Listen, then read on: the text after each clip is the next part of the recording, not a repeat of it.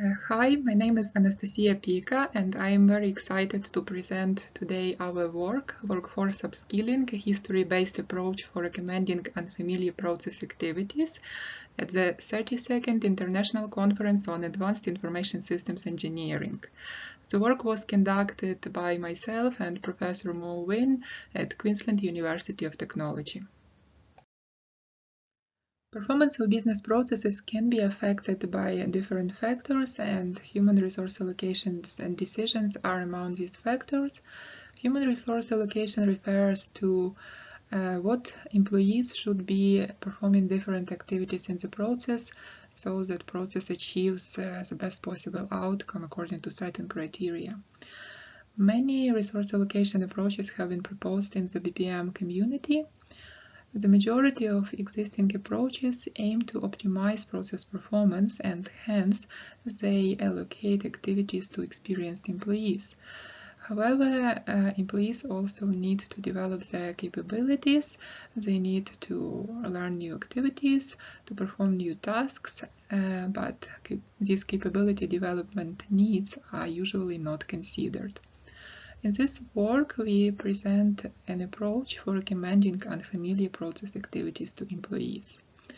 Our approach is inspired by recommender systems, which are often used in e-commerce to recommend new products or services to users. These recommender systems usually learn their recommendations based on actions of users with similar tastes.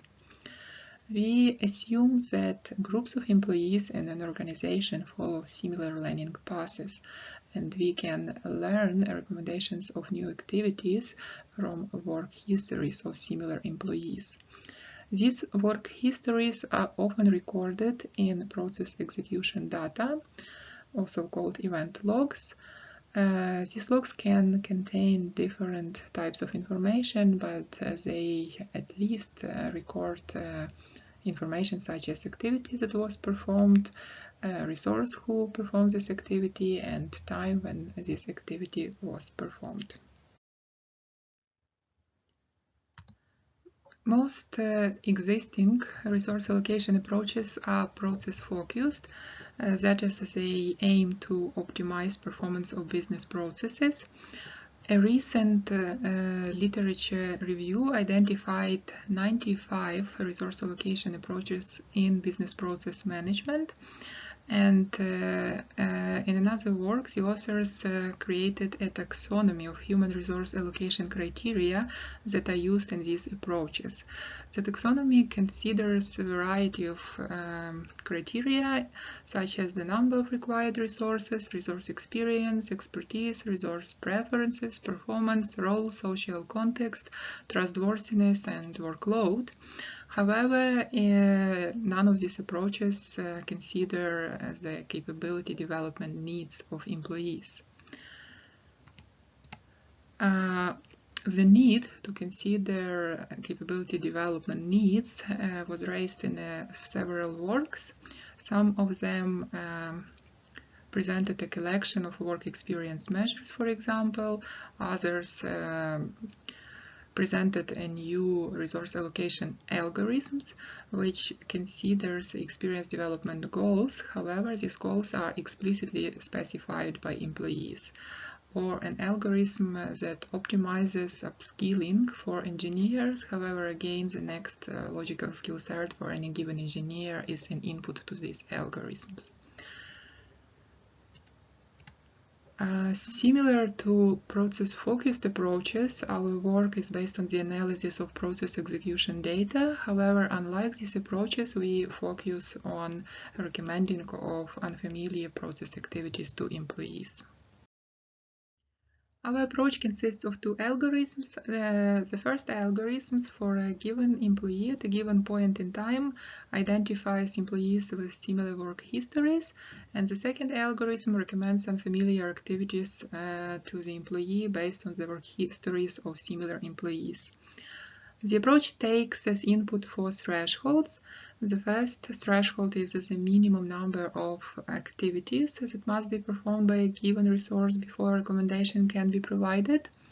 The reason for this threshold is that if an employee does not have enough work history, for example, a new employee who just joined an organization, then our approach cannot provide a recommendation.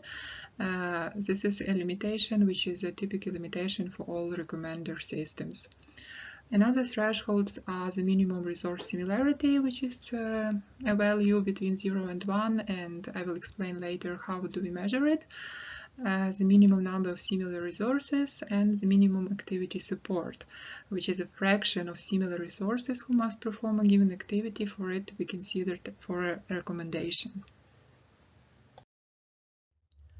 Algorithm 1 consists of 3 main steps. Step 1 extracts work history, a past, of a given resource R at a point of time t. Let's assume that we are interested to recommend a new activity for resource R at a point of time t depicted on the figure. And first we consider the work history of resource R. The work history includes a set of all activities that were completed by this resource at a point of time t. In this example, a past includes activities A, B, and C. The second step finds similar resources. To find similar resources, we compare the sets of activities performed by these resources with set A past, and resource similarity is measured as a fraction of activities in A past that were performed by a given resource. If a given resource performed all activities in A past, then similarity is 1. On the example depicted on the picture, similar resources are R1, R2, R3, R5, and R6. Resources R1, R2, and R3 and R5 completed all activities in A past, that is A, B, and C, which means that their similarity is 1. That's why they are included in the set of similar resources. Resource R6 performed 2 out of 3 activities.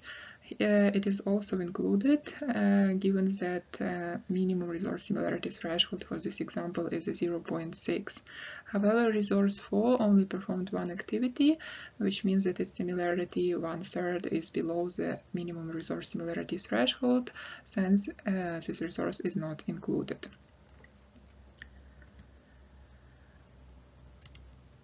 In step 3, we find all similar resources who performed a new activity after they completed all activities in A past.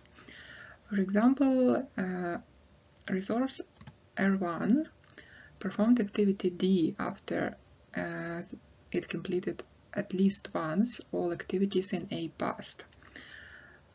This set includes resources R1, R2, R5, and R6. However, it does not include resource R3, because resource R3 did not perform any new activities. It only performed the same activities A, B, and C.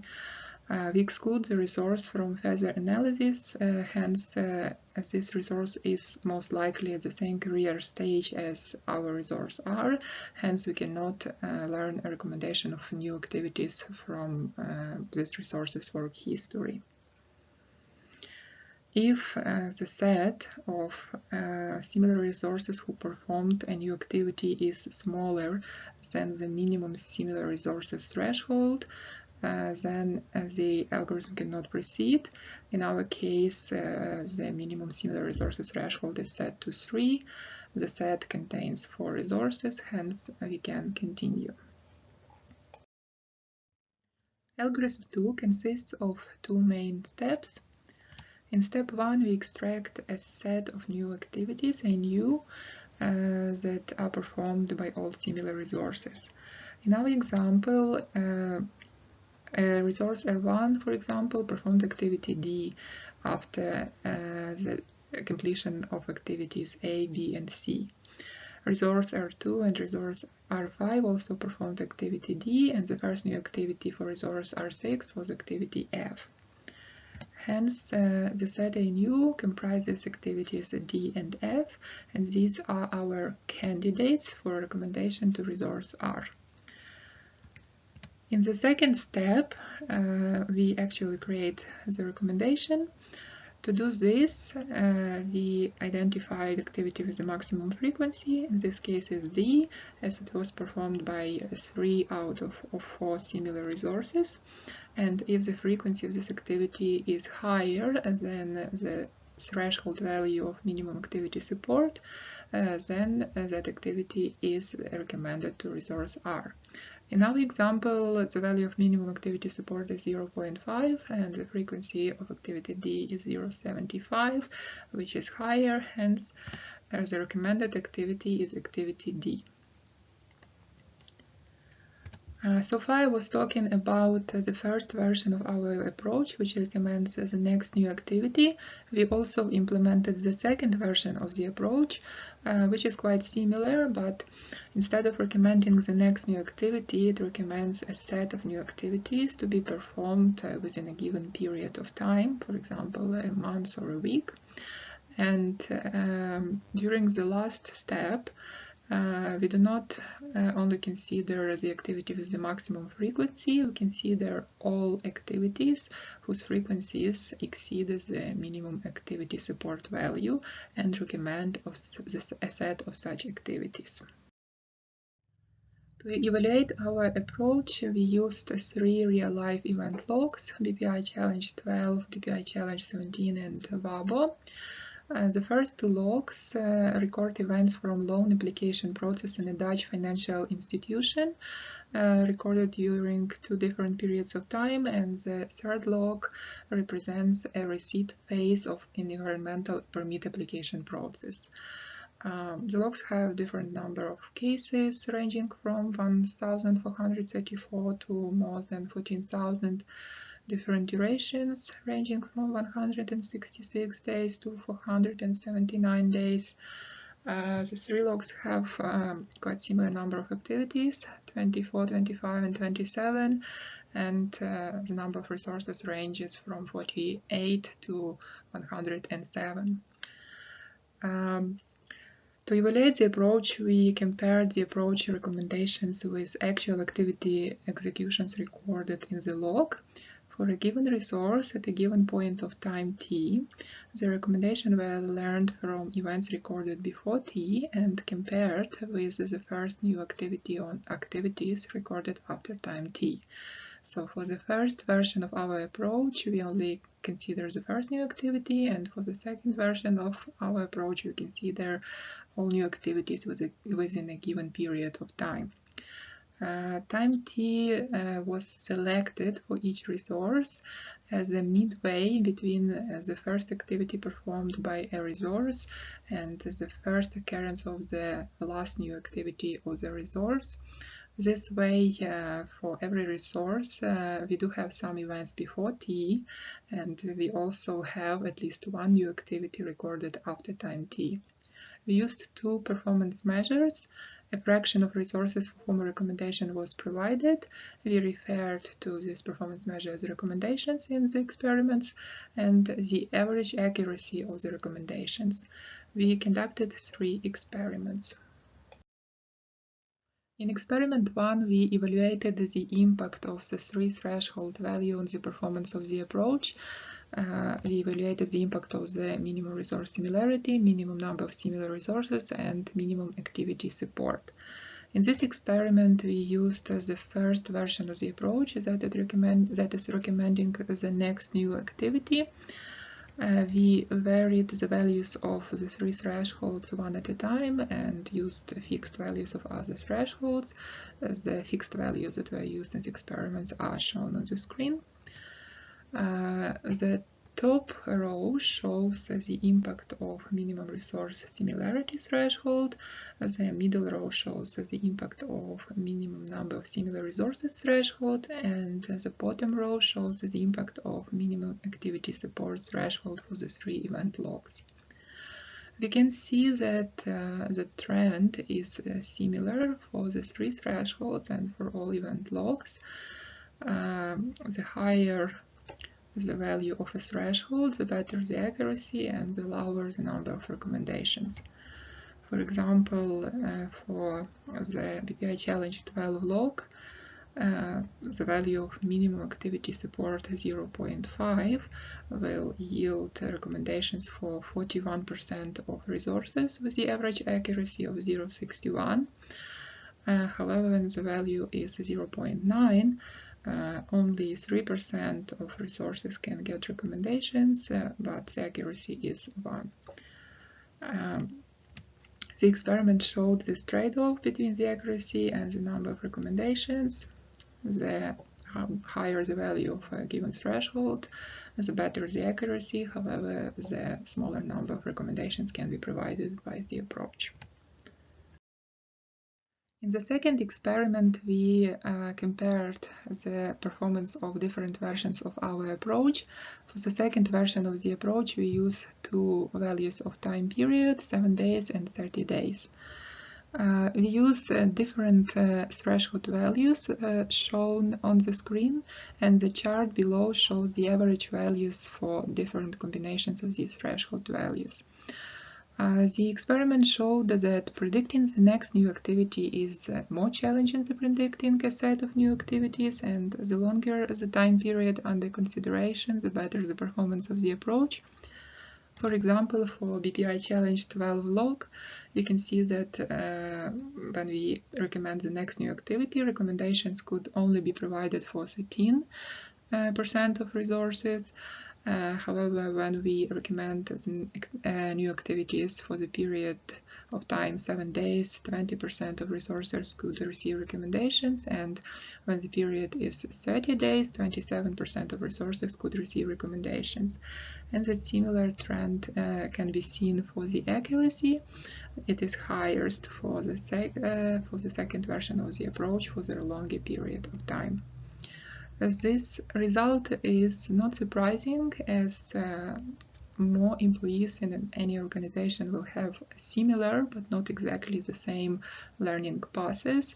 Hence, learning accurate recommendations of a set of new activities is easier than learning an accurate recommendation of the next new activity. In the third experiment, we compared the performance of our approach for all resources with the performance of the approach for generalists. We set the threshold that generalists are resources who completed at least 1/3 of all activity types in a process. In this experiment, we used both versions of the approach and the same threshold values as in experiment 2. The chart shows that our approach performs better for generalists in terms of the number of recommendations provided. It is higher for generalists for all event logs for both versions of the approach, and the accuracy does not change much. It is very similar.